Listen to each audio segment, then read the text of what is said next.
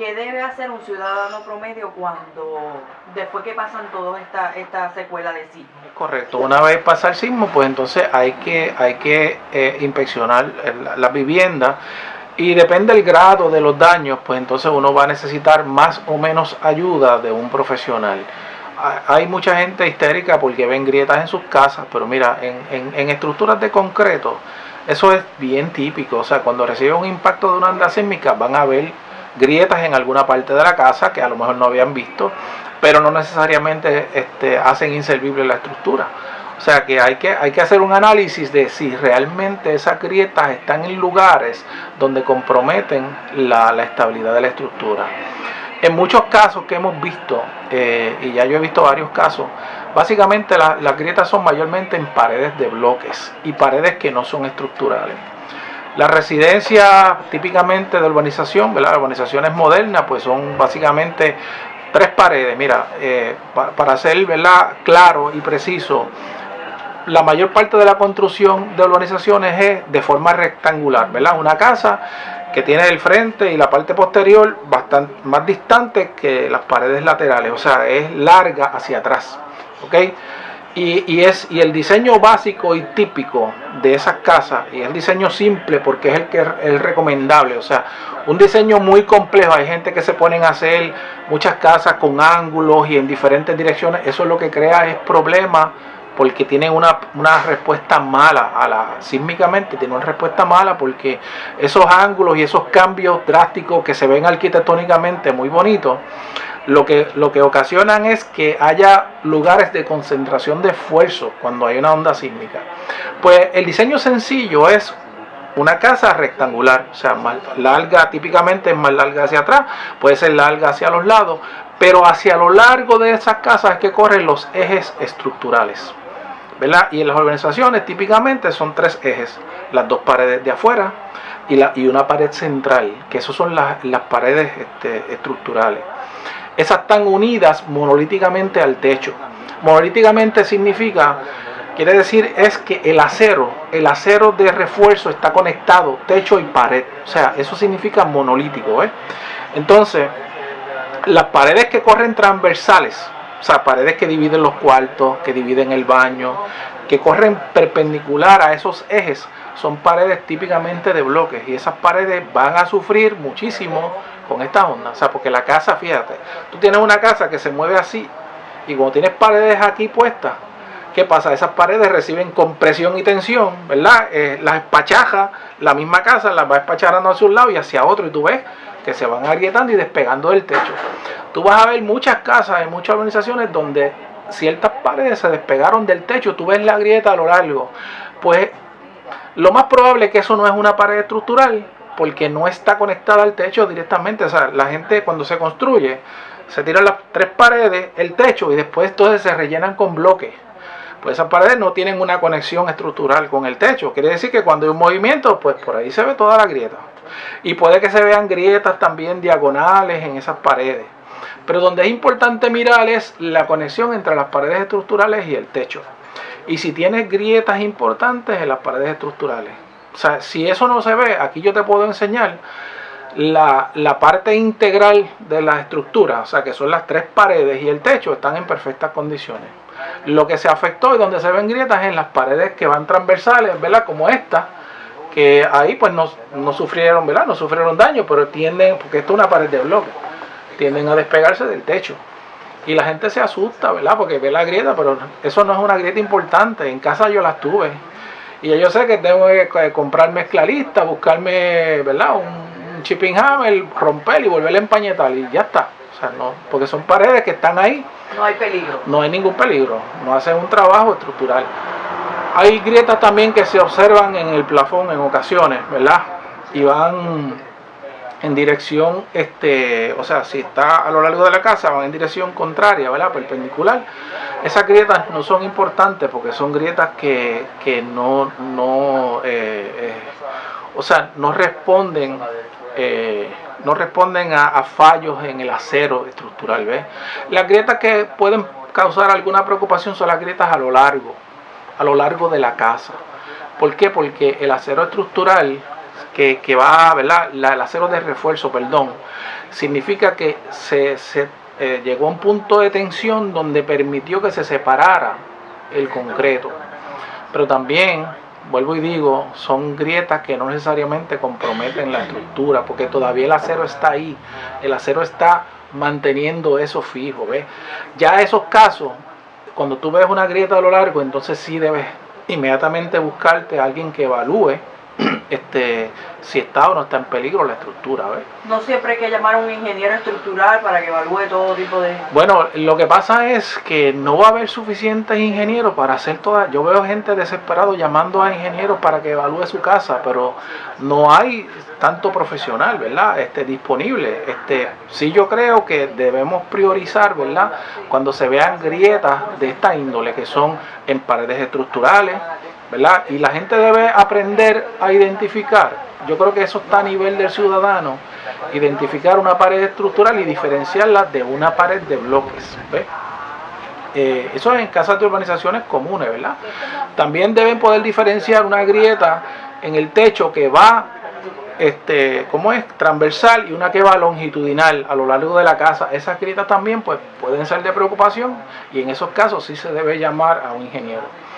O sea, no estoy diciendo que no llamen a ingenieros las personas, pero yo creo que la gente también debe buscar educarse un poquito para saber si realmente amerita. Las estructuras, a medida que son más altas, pues más riesgo tienen en una, ¿verdad?, en una onda sísmica, porque acuérdate que es una onda es una onda de aceleración que emite una fuerza sobre la estructura. Y mientras más cercano está el hipocentro de la superficie, o sea, más se siente esa vibración. Y lo hemos sentido, por eso aquí estos sismos han estado bien cerca de la superficie, a 6 millas. O sea, son bien superficiales, y por eso se han sentido bien. Pues bien, la casa, vuelvo y digo, mientras más alta, pues va a tener unos efectos mayores. Las casas de altos y bajos han sufrido más que las casas terrenas, ¿ok? Y donde quiera que se hayan hecho expansiones, pues siempre digo que eso no se puede, tú no le puedes poner una casa encima de la otra por el hecho de que la aguanta, que las paredes pueden aguantarla, pero aquí hay que pensar en esto, en los movimientos. O sea, la gente a veces no piensa en los movimientos, busca un contratista, le hace la casa encima de las paredes, ok, la aguanta perfectamente porque tiene la capacidad. Pero ¿cómo es la respuesta en un sismo? Pues mira, son dos estructuras independientes que no se hicieron unidas, ¿verdad? Como en un frame, ¿verdad?, en un marco completo, y ahí hay vulnerabilidad, ¿ok?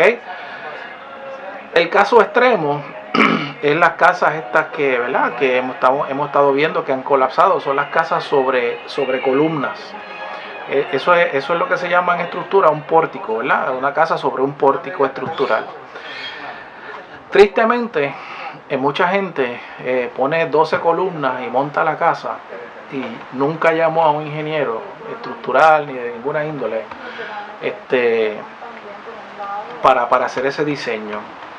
La situación es que esos puntos de conexión entre vigas y columnas, o sea, para estar claro, la columna es el elemento vertical, ¿verdad? La viga es el elemento horizontal que corona todas esas columnas.